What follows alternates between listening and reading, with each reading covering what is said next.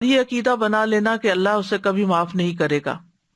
اللہ تعالیٰ اس کی توبہ قبول نہیں کرے گا، کیونکہ اس کے خیال میں گناہ بہت زیادہ ہیں، اس کے گناہ تو معاف ہی نہیں ہو سکتے۔ تو جو شخص توبہ کی طرف نہیں آتا، آمادہ ہی نہیں ہوتا، وہ دراصل اپنے نفس سے مغلوب ہو جاتا ہے، اپنے آپ سے ہی ہار جاتا ہے، شیطان بھی اس پہ قبضہ جما لیتا ہے، کیونکہ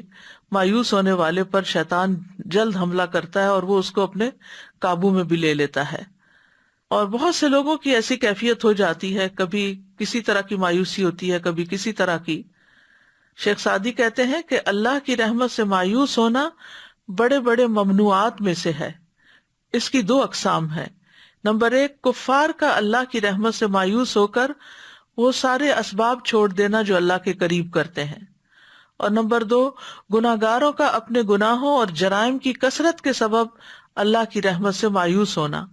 جو انہیں وحشت میں مبتلا کر کے ان کے دلوں پر حاوی ہو جاتے ہیں، اور اس طرح ان کے دلوں میں مایوسی پیدا ہو جاتی ہے۔